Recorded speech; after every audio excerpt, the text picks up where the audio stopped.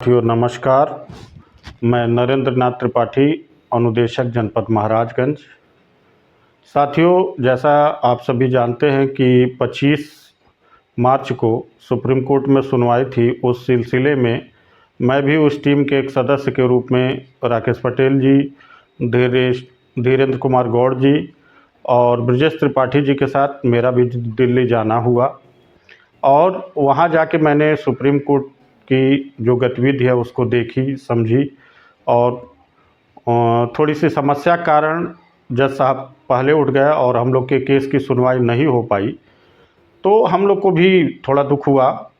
लेकिन साथियों, जो चीज़ें हम लोग के बस में नहीं हैं उसके ऊपर हम बहुत कुछ नहीं कर सकते। वो एक सामान्य सी प्रक्रिया है सुप्रीम कोर्ट के द्वारा निर्धारित। और उसके पश्चात हम लोग केंद्रीय वित्त राज्य मंत्री माननीय पंकज चौधरी जी से मुलाकात किए उनके आवास पे और अपनी मांगों के संबंध में, अपनी समस्याओं के संबंध में उनके सम्मुख भी बातों को रखा गया। उस समय भी हमारे सभी साथीगण साथ में ही थे।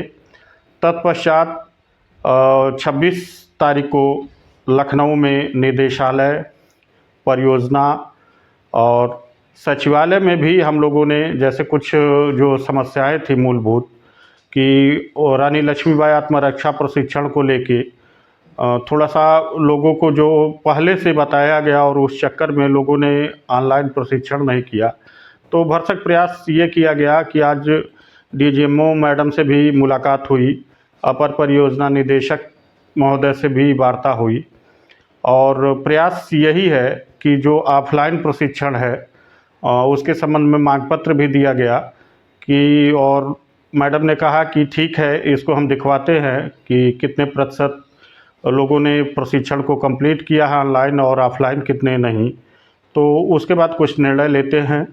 तो अब देखिए, उनके ऊपर है, जैसा भी आदेश निर्देश होगा। लेकिन प्रयास ये ज़रूर किया गया है कि जो ऑफलाइन किए हैं उनका भी भुगतान हो जाए।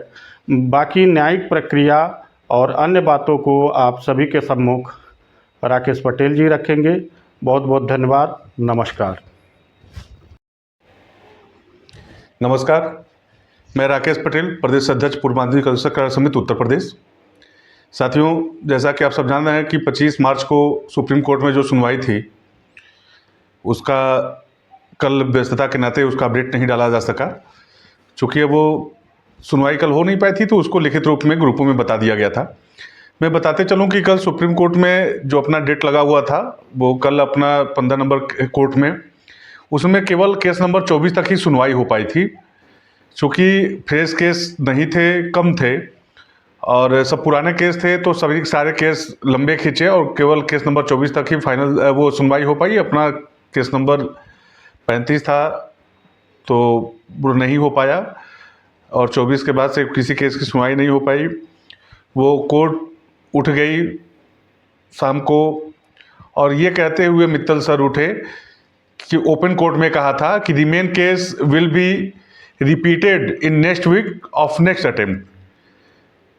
लेकिन अभी जो उसके बाद शाम को फिर साइट पे जो अपडेट हुआ कि 29 अप्रैल को जो दिख रहा है, तो तमाम साथियों द्वारा कहा कि 1 महीने बाद डेट चली गई। क्योंकि काम जो होता है, जज साहब ने वहाँ पे कहा कि अगले सप्ताह में लगाने के लिए, लेकिन केस को लगाने का काम जो होता है वो जज साहब का तो होता नहीं है। वो तो अपना बोल दिए वहाँ पे, उसका काम सेक्शन का होता है। सेक्शन डेट को फिक्स करती है, लगाती है। सेक्शन ने देखा होगा कि डेट है, ये नहीं है या केस ज़्यादा रहे होंगे, तो उसके नाते फिर 29 अप्रैल चला गया होगा। ये हो सकता है कि ऐसा हुआ हो, या ये भी हो सकता है कि नेक्स्ट वीक में आ जाए। तो ये सारी चीज़ें जो होती हैं, जब अपना अगर नेक्स्ट वीक में आएगा तो भी सैटरडे तक वो क्लियर हो जाएगा।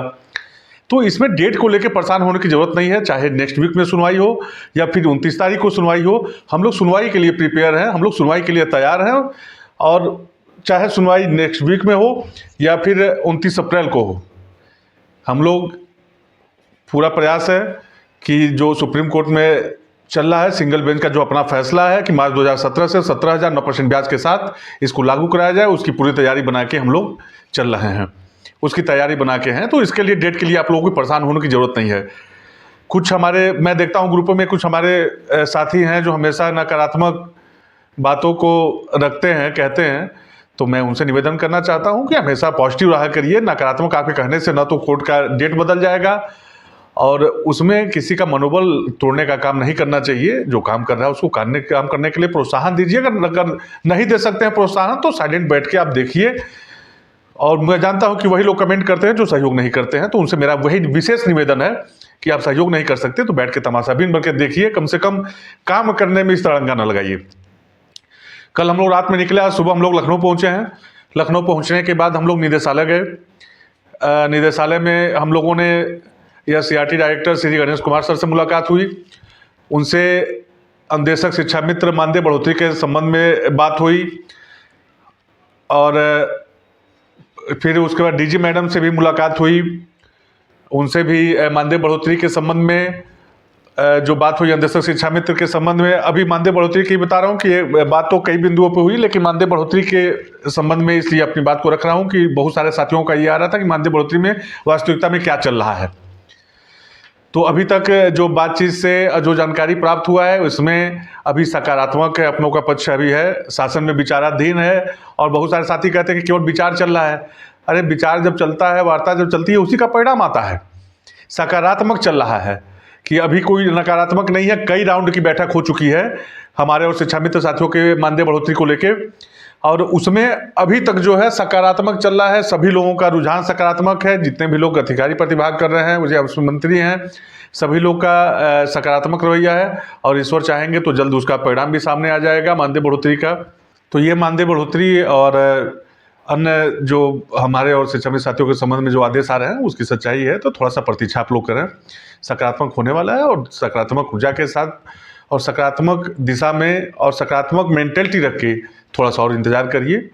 और ना ही आपके बुरा कमेंट करने से और न बुरा बोलने से वो बेहतर हो पाएगा।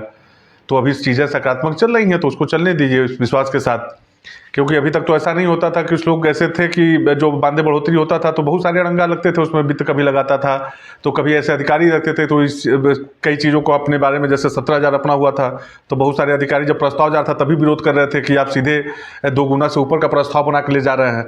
तो ये सारी चीज़ें इस समय नहीं है। वर्तमान समय में जो स्थिति है कि मानदेय बढ़ोतरी को लेके, चाहे हमारा हो, अनुदेशकों का हो, चाहे शिक्षा मित्र साथियों का हो, सभी लोग फेवर में हैं। तो आप भी पॉजिटिव अपना बना के रखिए और पॉजिटिव मेंटेलिटी के साथ रहिए, इंतजार करिए। ईश्वर चाहे तो बहुत जल्दी इसका पॉजिटिव परिणाम भी आएगा। बाकी साथियों का कुछ था कि कुछ जनपदों में मैक्सिमम कुछ जनपदों में तो ऑफलाइन रानी लक्ष्मीबाई आत्मरक्षा प्रशिक्षण का भुगतान जो है ऑफलाइन कुछ जनपदों में हुआ है और अधिकतम जनपदों में मेरे ख्याल से अभी शायद नहीं हो पाया है। तो उसके संबंध में भी मुलाकात हुई।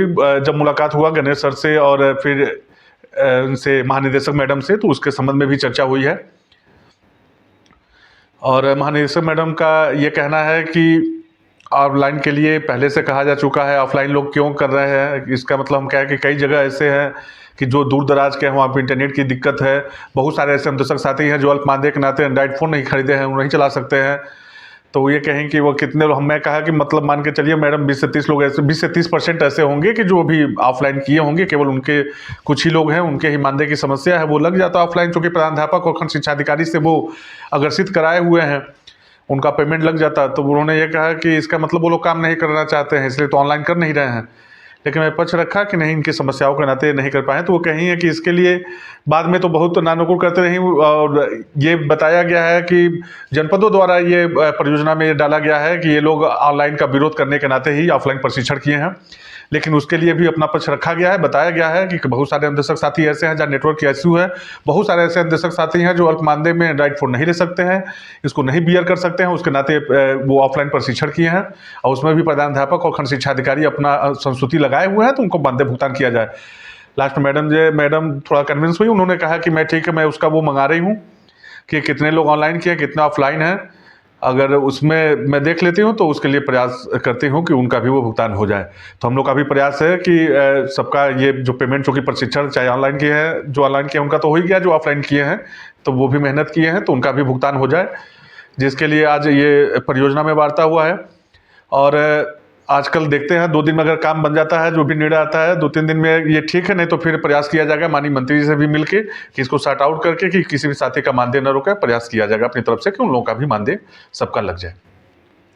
कुछ ऐसे जनपद हैं जहाँ पे अभी इसके लिए जो द्वितीय चरण का स्थानांतरण हुआ है, उस स्थानांतरण में ये कुछ जनपदों में ऐसे आ रहा है कि जहाँ पे मानदेय रोक दिया गया है, उनका मानदेय भुगतान नहीं किया जा रहा है कि जहाँ विद्यालयों में आपका स्थानांतरण हुआ है वहाँ पे आप जाके ज्वाइन करिए, उसके बाद आपका मानदेय लगेगा, या इस तरह के नोटिस। ये मेरी जानकारी में बहराइच और लखीमपुर में ये ज़्यादा समस्या है जहाँ इस तरह की समस्या आई हुई। तो इसके संबंध में वार्ता में उन्होंने यही बताया कि ये ज़बरदस्ती इसमें ज़बरदस्ती इनसे ऑप्शन नहीं मांगा गया था, ये स्वयं दिए थे। अब चूंकि 667 लोग ऐसे प्रदेश में ऐसे हैं कि जो आवेदन तो किए लेकिन वो विद्यालय नहीं के नाते उनको मौका नहीं मिल पाया, तो वो उनका रखना पक्ष था कि जब ये अपने स्वेच्छा से डाले हैं तो उनको जाना चाहिए। बाकी मैं बताया कि मैडम ये चूंकि 1.5 साल पहले ही आवेदन लिया गया था, बाद में बहुत सारे ऐसे विद्यालय हैं जहाँ पे छात्र संख्या 100 से कम हो गया है, और बहुत सारे ऐसे विद्यालय हैं जो चूंकि अब आंदोलकों का ये था कि मानदेय बढ़ जाएगा तो वहाँ जाके रूम लेके रह लेंगे बच्चों को पढ़ाने के लिए, इस तरह से अब वो आवेदन हुआ था, जिसमें समस्याएं हैं कि चूंकि अब मानदेय बढ़ोतरी नहीं हुई तो लोग नहीं जाना चाह रहे हैं, या जहाँ छात्र संख्या कम होगा वहाँ लोग नहीं जाना चाह रहे हैं, इस तरह की समस्याएं हैं। तो उन्होंने कहा कि मैं यहाँ से कोई आदेश यहाँ से जारी नहीं करूँगी, चूँकि जनपद स्तर पे जो जिलाधिकारी होते हैं वो अध्यक्ष होते हैं, वो CDO होते हैं वहाँ पे, ये लोग जनपद स्तर पे प्रयास करें वहाँ से करा लें, यहाँ से निदेशालय से कोई आदेश नहीं जारी किया जाएगा। तो मेरा उन सभी साथियों से निवेदन है, कुछ जनपदों के लोगों से, जनपद साथियों से, और एक निवेदन और है जहाँ पे ऑफलाइन प्रशिक्षण जो लोग साथी किए हुए हैं, सभी साथी एकजुट होकर जाके BSA साहब से मिले। BSA साहब से बात नहीं बनता है, या बात बनता हो या ना बनता हो, आप वहाँ पे जाके जिलाधिकारी महोदय से भी मिले अपने जनपद में मुख्य विकास अधिकारी महोदय से भी मिले, ऑफलाइन के लिए भी और स्थानांतरण के लिए जहाँ पे समस्या है। मेरा सभी जिलाध्यक्ष साथियों से निवेदन है, आग्रह है कि आप लोग अपने अपने जनपद में जहाँ पे भी ये स्थानांतरण की समस्या है और ऑफलाइन रानी लक्ष्मीबाई आत्मरक्षा प्रशिक्षण में ऑफलाइन भुगतान नहीं हुआ है, वहाँ के जिलाध्यक्षों के और जिला पदाधिकारी और निदेशक साथियों से आग्रह है कि आप लोग एक दिन अपने लिए समय निकालिए और अपने जनपद में जिलाधिकारी महोदय, मुख्य विकास अधिकारी महोदय और जिला बेसिक शिक्षा अधिकारी महोदय से आप लोग मुलाकात करके, और मैं तो कहूँगा कि कल ही आप लोग इसकी तैयारी बना लें और कल मुलाकात कर लें, क्योंकि अब कुछ ही दिन शेष बचे हुए हैं और वहाँ से बजट जब लैप्स हो जाएगा फिर वापस आ जाएगा तो उसके लिए बहुत कठिन परिश्रम होगा फिर उसको वापस मंगाना और भुगतान कराना। तो आप लोग कल इसकी तैयारी बना लें और बाकी हम लोग आपके साथ हैं जहाँ भी जैसे आवश्यकता पड़ेगी। चूँकि अभी जानकारी मिला कि शिक्षा मंत्री जी अभी लखनऊ में नहीं है, वो जैसे वो आ जाते हैं उनसे भी मिल के प्रयास होगा कि सभी इन सब समस्याओं को जो मानदेय भुगतान से लक्ष्मीबाई आत्मरक्षा प्रशिक्षण भुगतान से संबंधित ऑफलाइन और स्थानांतरण में जहाँ समस्या है इसको सॉर्ट आउट कराया जा सके। बाकी सुप्रीम कोर्ट में सुनवाई के समय मेरे साथ मेरे जनपद के ही नरेंद्र त्रिपाठी जी और धीरेन्द्र गौड़ जी, अमेठी से ब्रजेश त्रिपाठी जी इस बार दिल्ली में सहयोग के लिए रहे।